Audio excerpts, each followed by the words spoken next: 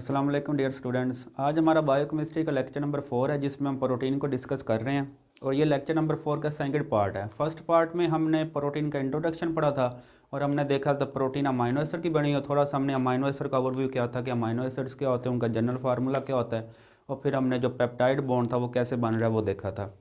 तो प्रोटीन के second part में हमने डिस्कस करना है प्रोटीन के स्ट्रक्चर को। तो स्ट्रक्चर ऑफ प्रोटीन को आप लेवल ऑफ प्रोटीन भी कह सकते हैं कि स्ट्रक्चर की बेस पे ना प्रोटीन्स आपको डिफरेंट शक्लों में मिलती हैं। ठीक हो गया। तो स्ट्रक्चर की बेस पे हम प्रोटीन को 4 हिस्सों में डिवाइड करते हैं या 4 स्ट्रक्चर में डिवाइड करते हैं। फर्स्ट को हम कहते हैं प्राइमरी स्ट्रक्चर, दूसरे को सेकेंडरी, तीसरे को हम टर्शरी और फोर्थ को हम कहते हैं क्वाटरनरी स्ट्रक्चर कहते हैं। तो अब इनको हम वन बाय वन डिस्कस करते हैं। तो फर्स्ट हमारे पास है प्राइमरी स्ट्रक्चर।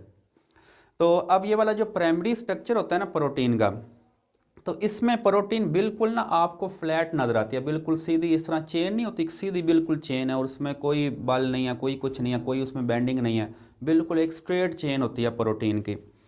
तो प्राइमरी स्ट्रक्चर में प्रोटीन बिल्कुल स्ट्रेट होती है। अच्छा, ये जो प्रोटीन में चेन है ना, इस चेन को हम कहते हैं पॉलीपेप्टाइड चेन, क्योंकि जब वो बहुत सारे अमाइनो एसिड आपस में मिलते हैं ना, तो 2 मिलेंगे डाईपेप्टाइड, 3 मिलेंगे ट्राईपेप्टाइड, 4 मिलेंगे टेट्रापेप्टाइड, इस तरह 100 पॉलीपेप्टाइड चेन बनती हैं। तो कुछ प्रोटीन में 2 पॉलीपेप्टाइड चेन होती हैं, कुछ में 4 होती हैं, कुछ में ज़्यादा होती हैं। तो प्राइमरी स्ट्रक्चर में हमारे पास प्रोटीन के अंदर जो पॉलीपेप्टाइड चेन होती है वो बिल्कुल सीधी होती है, फ्लैट होती है, उसमें कोई बेंड नहीं होता। और आप देख लें इसमें अमाइनो एसिड भी देखें आपको एक तरतीब में नज़र आ रहे हैं।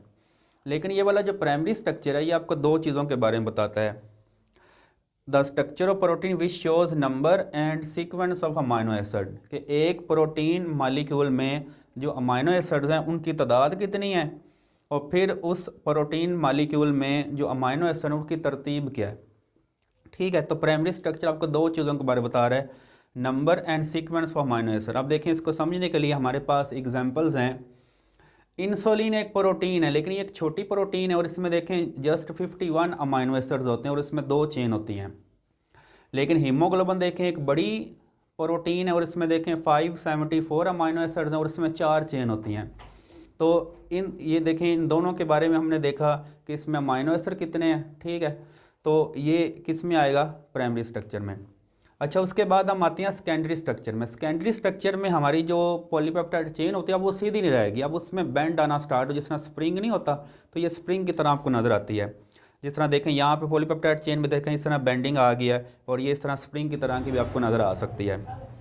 और ये वाला जो स्ट्रक्चर है इसको हम कहते हैं अल्फ़ा हेलिक्स। ठीक है, मतलब ये हेलिकल स्ट्रक्चर बन गया, स्प्रिंग की तरह का बन गया। तो यहाँ पे देखेगा this structure is form by bending and coiling. तो देखें यहाँ पॉलीपेप्टाइड चेन बेंड हुई है और इसने क्या कर दिया, कोयलिंग कर दी है। ये कोयलिंग आपको नज़र आ रही है। तो ये बेंडिंग और कोयलिंग से जो स्ट्रक्चर बनता है उसको हम कहेंगे सेकेंडरी स्ट्रक्चर। तो इसमें एग्जाम्पल है केराटिन प्रोटीन की। अच्छा, उसके बाद हमारे पास जो टर्शरी स्ट्रक्चर है, टर्शरी स्ट्रक्चर में जो पॉलीपेप्टाइड चेन होती है उसमें बेंडिंग और ज़्यादा हो जाती है, जिसकी वजह से वो जो स्ट्रक्चर होता है वो बिल्कुल गोल हो जाता है, प्रोटीन आपको गोल शक्ल में नज़र आती है। This structure is form by bending and folding. तो देखें इसमें जो पॉलीपेप्टाइड चेन है ना अपने ऊपर ही फोल्ड हो जाती है। अब देखें ये ऐसे पॉलीपेप्टाइड चेन आई, ऐसे आई, अब देखिए अपने ऊपर इस तरह फोल्ड होगी और ये वाला जो स्ट्रक्चर बन गया है इस स्ट्रक्चर को हम क्या कहेंगे, टर्शरी स्ट्रक्चर कहेंगे। ठीक है। और टर्शरी स्ट्रक्चर में हमारे पास एग्जांपल है मायोग्लोबिन। तो ये मायोग्लोबिन प्रोटीन हमारे मसल सेल में होती है जो वहाँ पे ऑक्सीजन को स्टोर भी कर रही है और ऑक्सीजन की ट्रांसपोर्ट भी कर रही है। अच्छा, इसके बाद फोर्थ हमारे पास है क्वाटरनरी स्ट्रक्चर। तो अब देखें ये वाला जो क्वाटरनरी स्ट्रक्चर है ये कैसे बनता है। बहुत सारे हमारे पास वो टर्शरी स्ट्रक्चर हो ना, जिस तरह देखें ये एक टर्शरी स्ट्रक्चर है, ये एक टर्शरी स्ट्रक्चर है, ये है। इन चारों को आप आपस में मिला दें, इन चारों को आप ये देखें आपस में मिला दें, तो इनके मिलने से जो नया स्ट्रक्चर बनता है उसको कहते हैं क्वाटरनरी स्ट्रक्चर। तो आप ये कह सकते हैं क्वाटरनरी स्ट्रक्चर टर्शरी स्ट्रक्चर से ज़्यादा कॉम्प्लेक्स होता है। और इसमें एग्जाम्पल है हीमोग्लोबिन की।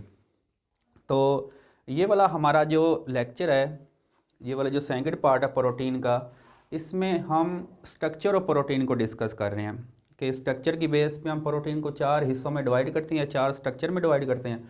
तो प्राइमरी स्ट्रक्चर में जो प्रोटीन होगी या पॉलीपेप्टाइड चेन होगी वो बिल्कुल सीधी होती है, उसमें कोई बेंड नहीं होता। लेकिन सेकेंडरी स्ट्रक्चर में आप हमारी जो पॉलीपेप्टाइड चेन होती है उसमें बेंडिंग स्टार्ट हो जाती है, उसमें कोयलिंग स्टार्ट हो जाती है, आपको स्प्रिंग की तरह की नज़र आती है।